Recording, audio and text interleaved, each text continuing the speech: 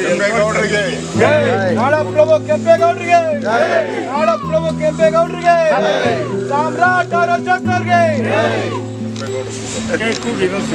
ನಾಡಪ್ರಭು ಕೆಂಪೇಗೌಡರಿಗೆ ನಾಡಪ್ರಭು ಕೆಂಪೇಗೌಡರಿಗೆ ನಾಡಪ್ರಭು ಕೆಂಪೇಗೌಡರಿಗೆ ಸರ್ ಸ್ವಲ್ಪ ಹಂಗಂಗೆ ಒಂದು ಸೆಕೆಂಡ್ ಸರ್ ಈ ಕಡೆ ಸರ್ ಅಶೋಕ್ ಸರ್ ಈ ಕಡೆ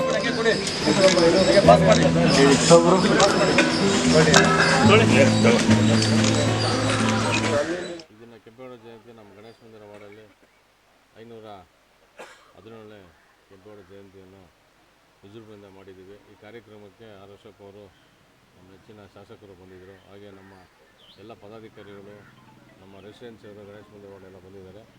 ಕೆಂಪೇಗೌಡ ಜಯಂತಿ ವರ್ಷವೂ ನಾವು ಮಾಡ್ತಾಯಿದ್ವಿ. ಕೆಂಪೇಗೌಡರನ್ನ ವರ್ಷಕ್ಕೆ ಒಂದಿನ ನೆನೆಸ್ಕೊಳ್ಳೋದಲ್ಲ. ಈ ಬೆಂಗಳೂರಲ್ಲಿ ಇರಬೇಕು ಅಂದರೆ ಪ್ರತಿದಿನವೂ ಕೆಂಪೇಗೌಡರನ್ನ ಜ್ಞಾಪಿಸ್ಕೊಬೇಕಾಗುತ್ತೆ. ಯಾಕಂದರೆ ಅವ್ರು ಕಟ್ಟಿರೋ ಬೆಂಗಳೂರಲ್ಲಿ ನಾವು ವಾಸವಾಗಿದ್ದೀವಿ. ದೂರದೃಷ್ಟಿ ಹೇಗೆ ಇಟ್ಕೊಂಡಿದ್ರು ಅಂತ ಹೇಳಿದ್ರೆ ಅದನ್ನು ಇಡೀ ವರ್ಲ್ಡ್ಗೆ ಗೊತ್ತು ಎಲ್ಲರಿಗೂ.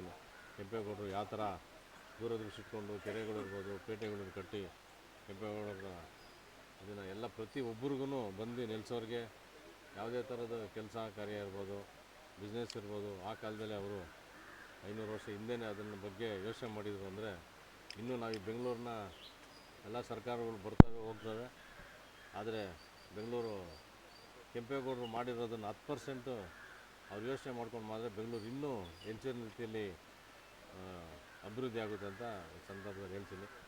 ಎಲ್ಲರಿಗೂ ಪ್ರತಿಯೊಬ್ಬರು ಇಲ್ಲಿ ನೆಲೆಸಿರೋರಿಗೆ ಕೆಂಪೇಗೌಡರನ್ನ ದಿನನಿತ್ಯ ನೆನೆಸ್ಕೊಬೇಕು. ಎಲ್ಲರಿಗೂ ಒಳ್ಳೆಯದಾಗಲಿ.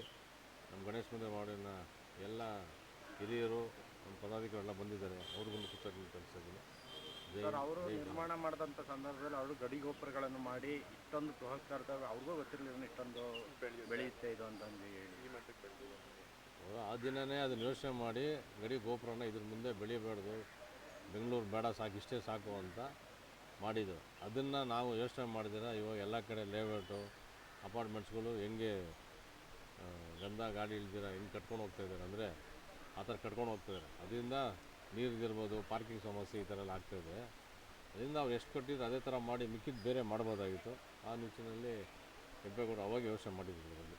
ಸರ್, 198 ವಾರ್ಡ್ ಇದ್ದಾಗ ಎಲ್ಲ ವಾರ್ಡ್ಗಳಲ್ಲೂ ಕಂಪಲ್ಸರಿ ಕೆಂಪೇಗೌಡ ಜಯಂತಿ ಮಾಡಲೇಬೇಕು ಅನ್ನೋ ಥರಕ್ಕೆ ಆದೇಶ ಎಲ್ಲ ಮಾಡಿ ನೀವು ಅವಾಗಿದ್ದಾಗೆಲ್ಲ ಜಯಂತಿ ಆಚರಣೆ ಆಯಿತು. ಇವಾಗ ಏನು ಸರ್, ಇವಾಗ ಯಾವ ಜನಪ್ರತಿನಿಧಿಗಳಿಲ್ಲ ಈ ಸಂದರ್ಭದಲ್ಲಿ?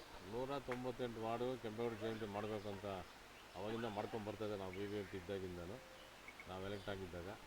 ಈಗ 369 ಆಗಿದೆ. ಇವಾಗೂ DK ಶಿವಕುಮಾರ್ CM ಆದಮೇಲೆ ಅನೌನ್ಸ್ ಮಾಡಿದ್ದಾರೆ. ಅದು ಯಾವ ಮಟ್ಟಕ್ಕೆ ಮಾಡ್ತಾರೆ ಅನ್ನೋದನ್ನು ಕಾದು ನೋಡ್ತಾರೆ.